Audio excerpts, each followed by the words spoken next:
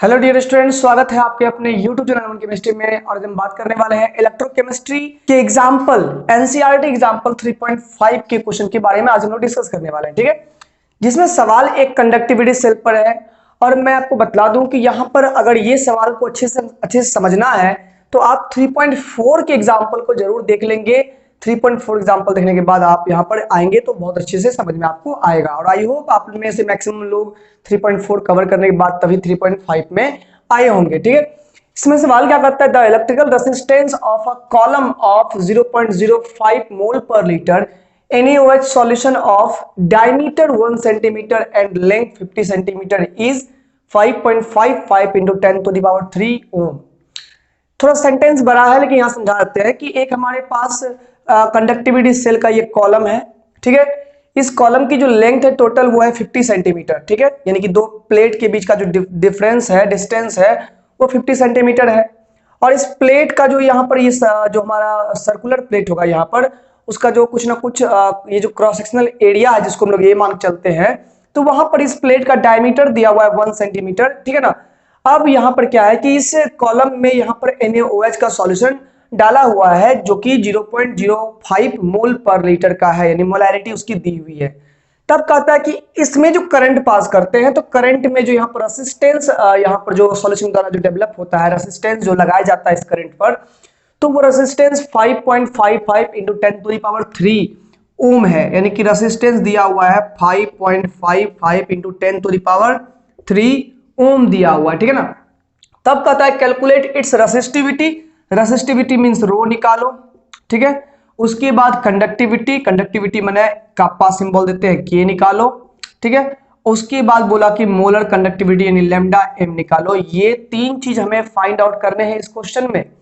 ठीक है, तो जब जो हमें दिया हुआ है उतने से काम करना है। और आई होप 3.4 के ही हूबहू सवाल ये भी है।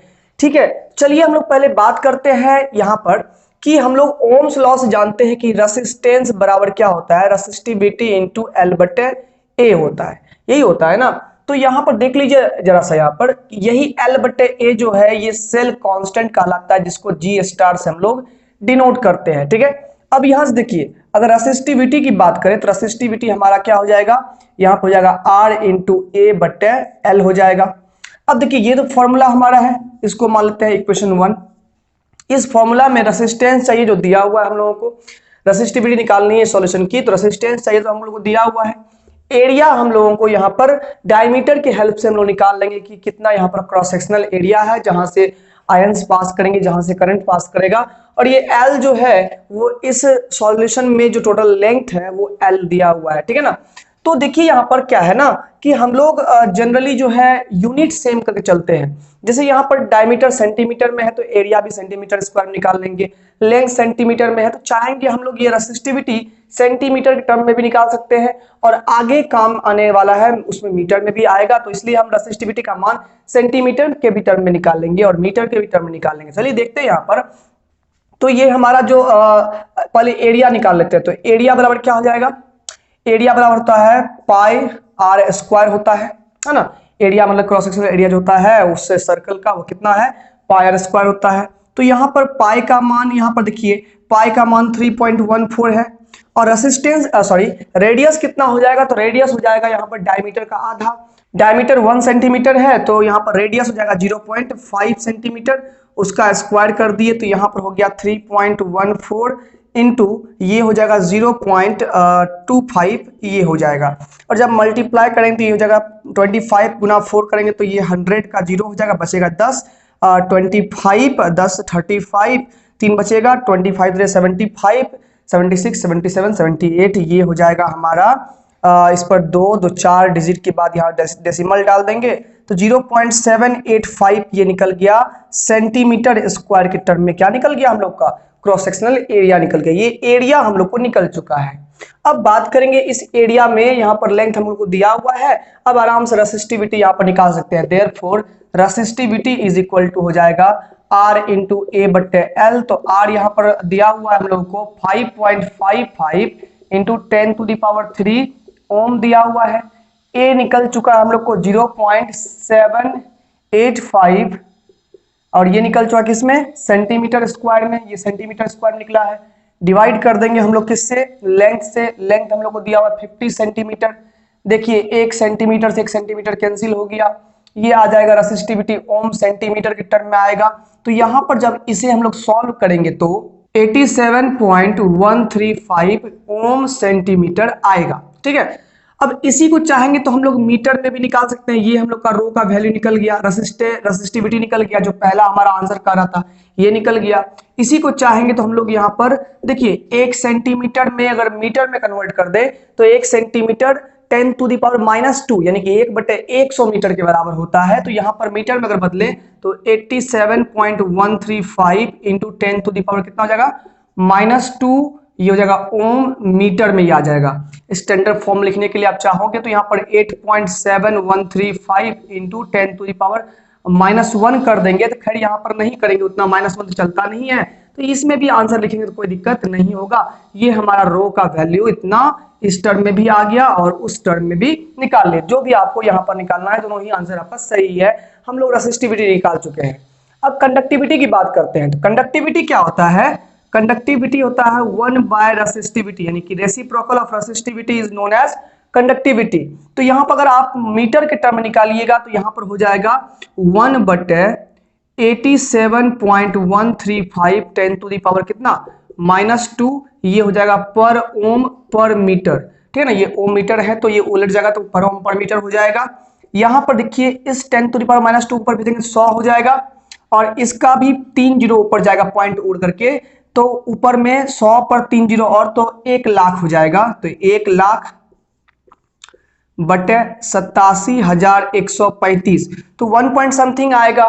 कितना आएगा ये सॉल्व कर सकते हैं आप लोग, हम यहाँ पर आंसर आपको दे देते हैं। तो ये हमारा हो जाएगा 1.148 पर ओम पर मीटर हो जाएगा, या इसी को 1.148 पर ओम को आप साइमन लिख सकते हैं, पर मीटर यहां पर हो जाएगा। ये हमारा कंडक्टिविटी का आंसर निकल गया। तो हमारी कंडक्टिविटी भी अब हम लोग को मिल गई, यानी कि दोनों टर्म हम लोग निकाल लिया। अब चाहिए लेमडा एम। लेमडा एम क्या होता है, तो आप लोगों ने प्रीवियस एग्जांपल में देखा था कि लेमडा एम क्या होता है कि 1 मोल पर लीटर कंसंट्रेशन रखने वाले सॉल्यूशन की जो कंडक्टिविटी होती है, यानी कि जो के का मान होता है वही उसका मोलर कंडक्टिविटी कहलाता है। और यहां से ये निकला था क्या, के यानी कप्पा बटे सी, यानी कि कंसंट्रेशन से डिवाइड कर देना है इस कंडक्टिविटी में, तो हमारा मोलर कंडक्टिविटी आ जाएगा।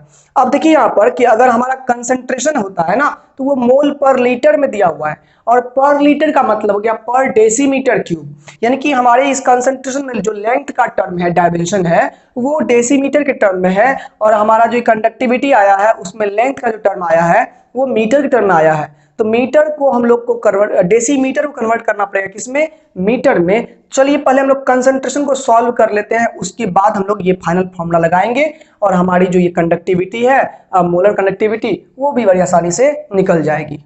तो यहाँ पर अगर बात करें हम लोग कंसंट्रेशन का, तो वो कितना दिया हुआ है 0.05 मोल पर लीटर दिया हुआ है, यानी कि ये दिया हुआ है 0.05 मोल पर डेसीमीटर क्यूब दिया हुआ है। अब इसको मीटर क्यूब में, पर मीटर क्यूब में कन्वर्ट करना है तो इसमें 1000 से मल्टीप्लाई कर देंगे, 0.05 इंटू 1000। अब ये हो जाएगा मोल पर मीटर क्यूब, तो ये हो जाएगा हमारा 50 मोल पर मीटर क्यूब। ये हमारा क्या हो गया, कंसंट्रेशन आ गया। अब देयरफॉर हम लोग लेमडा एम का मान लिखे तो ये क्या हो जाएगा, कंडक्टिविटी अपॉन कंसंट्रेशन। कंडक्टिविटी निकल चुका है 1.148 साइमन पर मीटर, और यहां पर कंसंट्रेशन आ गया हम लोग को 50 मोल पर मीटर क्यूब। तो ये हमारा जो सॉल्व करेगा तो ये जाएगा 2.296 इंटू 10⁻², मैंने डिवाइड करके अपना ये आंसर निकाल लीजिएगा।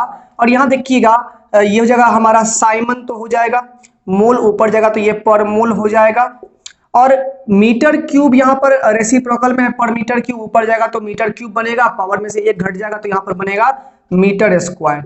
तो ये बन जाएगा साइमन मीटर स्क्वायर पर मोल बोलिए, या साइमन पर मोल मीटर स्क्वायर बोलिए, ये हमारा वैल्यू हो जाएगा। इसी को बुक में 229.6 इंटू 10⁻⁻4 लिखा हुआ है, ठीक है ना। तो ये हमारा आंसर हो गया। तो इस प्रकार से हमने सारी क्वांटिटीज का वैल्यू हमने बड़ी आसानी से निकाल लिया, और आई होप आपको ये अच्छे से समझ में भी आ गया होगा। समझ में आया होगा तो वीडियो को लाइक भी करेंगे, और चैनल पर नए हैं सब्सक्राइब भी करेंगे, और अपने फ्रेंड्स को भी सलाह देंगे क्योंकि आपके सपोर्ट की हमें बहुत ज़रूरत है। आपके लिए मेहनत करते हैं, बस आपका इतना ही जो है ना, आपसे उम्मीद रखते हैं कि आप थोड़ी सी इसमें इस प्रकार की मदद करिएगा हमारे चैनल को ग्रो करने में।